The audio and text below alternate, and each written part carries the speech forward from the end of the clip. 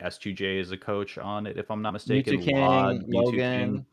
Yeah, Yeah, there's quite a few notable people on Metafy right now. There's even, to give him a bit of a shout out, Wisely is doing commentary coaching. So, if you think that this is the kind of thing that interests you, you want to get better at the game, you want kind of access to the biggest brains in the scene, we're offering a limited time discount of 15% off if you use the code SSBM15, and you'll get 15% off all the lessons. And it's the easiest way to level up in the game, in my opinion, at least.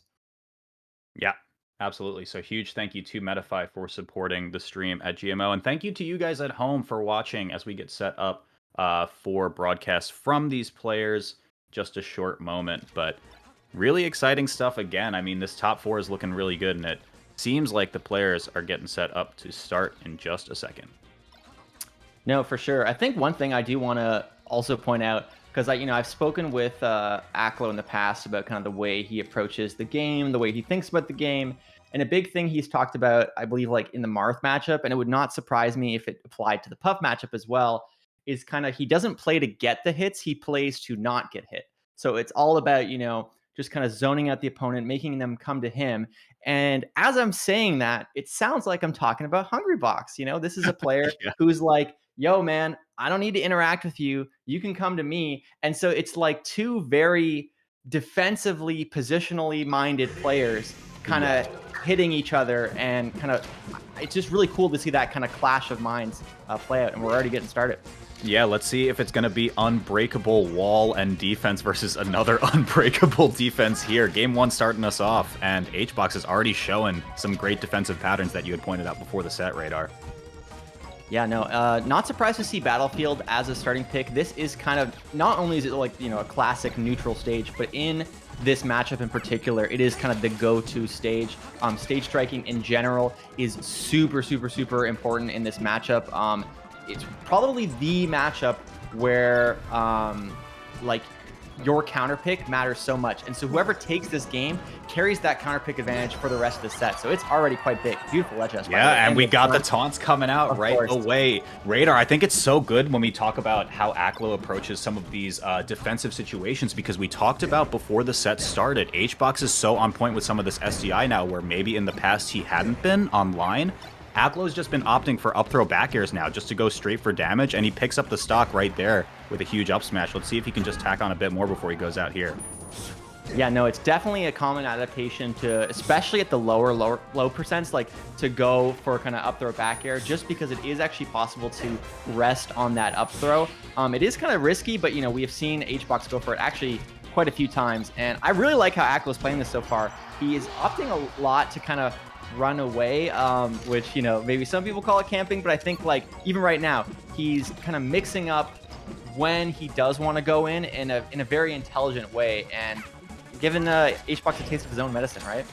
Yeah, there's the up air as well. No SDI out of HBox, but not out of the woods just yet. I mean, and when we talk about HBox, it's like all it takes is one single opening to just break this game wide open. So it's kind of like, how much discipline is Aklo going to have over time here? Looking for a roll and not quite going to get it there either. But oh my gosh, so much just back and forth right here. HBox overextends a little bit and not going to find the stock, but we're even in percent. Yeah, no, I think another thing that I'm really interested in is just seeing how well Aklo. I mean, I don't want him to taunt every. Is he gonna do that? I mean, he's sponsored now, so he doesn't even need to. Like the time for the taunting has passed. But what I was gonna say was basically just that. As much as HBox is a great player and does do a really good job of mixing things up, he also has some kind of notable habits, habits that I think are like still fairly safe, but habits all the same.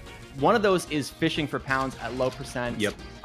But in like almost every matchup, and it makes sense if you play the character, like it's such a high reward option at those low percents, but it's not a trap you want to fall into. It's like one of the main things you should be scouting. And then the second one is he loves to read, roll in, and go for a rest, especially if they're in the corner. And like, it's almost like 70-80% of the time he'll do it. So I'd like to see those kind of things, at least be Aklo be mindful of them during the set. And he's already doing a really good job of it. Yeah, as we speak, Aklo just slowly tacking on. That up air could have spelled death and the end of game one, but HBox is going to make this one close. Edgeguard situation, not going to find it quite yet, but the second back air does the trick. 73% though means up throw up air might be enough to just do it. SDI has to be on point here. Yeah, definitely up throw up air isn't in play. At 0%, it's going to be quite an uphill battle for HBox until he can get even like 12, 15, 20%. That's all he needs to get a rest. 7%, not enough right now. Like, what's it called? Aklo will be able to DI it, and he doesn't need to. He's hit us with a taunt almost every single stock, and he takes the first game. Yeah, amazing stuff from Aklo too, and I love some of the little mix-ups that he's going for. I feel like HBox is expecting up throw up air at that juncture of the game. You know, high percent is going to die after one more interaction, looks for just raw up smash off of the tech roll, and HBox gets shield up in time. Something else that I thought was really, really interesting that you pointed out in HBox's affinity to look for pound in these situations. We had actually done an interview with Zane a while back where he talks about the exact same thing, Radar, and I was just thinking about that running through my head as it happens. But here we go, counter pick to Dreamland as usual coming through. Looks for the roll in, just like you said. Exactly. Like, there are certain things, you know, Mango has the same thing, like iconically double laser from ledge, but also he'll like recover high a lot. There's just certain things that players do, and they are predictable, so you can exploit them, but they're not like bad either. Like, it's the kind of thing where, like, in that interaction, for example, if HBox doesn't get what he's looking for, well, he keeps stage positioning, like nothing too bad happens. He just doesn't get a kill. You know, again, goes for the forward air there. He's just trying to kind of play it safe, but you know, so far, like, the momentum shifted back, that kind of proving how powerful Dreamland is as a stage. Yeah, almost two, I would say 1.5 interactions there where Aklo surely would have gotten the kill on any other stage, and instead it reverses into a 2-stock lead. Answers right back, though, off the side kill from Rest, but Aklo has a bit of a chilly mountain to climb here. Yeah, no. Like, Sorry, definitely, I had to. Pun super intended, but is he going to be able to get the shine here? Doesn't get the right side of it, but still very, very solid damage. 37, already a good amount, and looking to tack on more while keeping him in the corner. Kind of an unsafe laser, though, and, you know, this is the moment where Aklo needs to play very, very clean if he wants to kind of regain the momentum of this game. And I'd say he's actually doing that, man. Like, already he's at up throw up air percent again, I would say. Like, in the corner, not taking the bait that I, you know, keep pointing out. This is very, very good play from Aklo. Ooh, jab allows Aklo to get back to stage. He's been going, that's the second time now this set where Aklo goes that super jump back all the way into a full illusion to ledge, and HBox hasn't caught it quite yet. I wonder if that's going to expand later on in the set. Yeah, no, absolutely. But whenever he has been off stage, it does seem like HBox is, you know, has a read on the way he likes to recover, because it's very easy to watch Hungrybox and go like, man, you know, Puff can just sort of cover everything that Fox can do. But that is not the case. Like, he's just that good at edge guarding. So, you know, Aklo will have to level it up a bit if he needs to keep kind of HBox on his toes. Yeah, for sure. We'll see. 1 stock deficit right now, but he finds it, looks for jab reset, but Aklo gets out in time. A little bit of an opening right now, but he still just needs to straight up win neutral, and that's not going to do it when you can get the up throw just raw rest. Doesn't even matter if you get the proper DI off of the throw. HBox evens up the set 1-1. Yeah, it does look like we are having a bit of connection issues on the stream end. I believe if you refresh, it should work, but trying to figure that out. In the meantime, it got it tied up to 1-1. Like I said before, it kind of picks a huge deal, and no surprise going to Stadium. But, you know, so far, not getting too much off this, and he's still kind of in the corner. Okay. Yeah, keeping it on the Pokeball right now, but Aklo pushes through right now. Some action on the right side, and that gets a little bit precarious, kind of like a inadvertent reversal situation there, but somehow Aklo fights his way out, gets first blood here. Yeah, no, definitely want to point out for all the people who are watching, to shout out Toph, who was bringing up the ISPs that Canadians really hate, like Bell and Rogers. I see someone in the chat saying, God damn it, Bell, like, you know, so kind of a little frustrating, but obviously I don't think that's who's responsible here. But Yeah, I'm liking what I'm seeing from Aklo, and I really do feel like stages are kind of defining a lot of this set so far. Whoever has this counter pick advantage is making the most of it. Oh, this platform pressure. Yeah, I love how tricky that was. I mean, a lot of foxes in this day and age go for that KJH patented Jigglypuff, but I think Aklo was just looking for some level of mix-up. HBox was not biting just yet, but this is a pretty sizable advantage right now for Aklo. Yeah, it is, and it's also, just as I was about to say, it's at a point where, Jigglypuff's at a percent where you can still, get another stock, push the lead even further. And while he does, unfortunately SD there, I do honestly want to ask what your thoughts are on the taunts because, HBox is kind of an emotional player in his own right, and I wonder if it's getting to him. Yeah, I don't know. I mean, oh, maybe not. I don't even think it matters, actually. Yeah. No, it's just, I mean, Aklo is just, so popular for doing something like that. And it's I think so many opponents at this point just see that and they're like, oh, whatever, man. You don't think anything of it. But I can totally get where you're coming from here. And, with a full stock advantage for Aklo, he might be going up in the set as well as a result of these taunts. So if it's working for Aklo, I say keep doing it. Yeah, the only thing that I'm sure is on Aklo's mind, well, actually, I don't think it is because he's playing so well. But one thing that I always thought when I was up against a Puff is just I really want to not lose this stock because once you lose, once you're even in stocks, rest is in play, anything can happen, and it just all of a sudden feels like a little scary. You're a little on edge with pretty much everything you do, and you need to kind of maintain that confidence. And I think Aklo still has that now, but it's hard, Pressure's on in the second.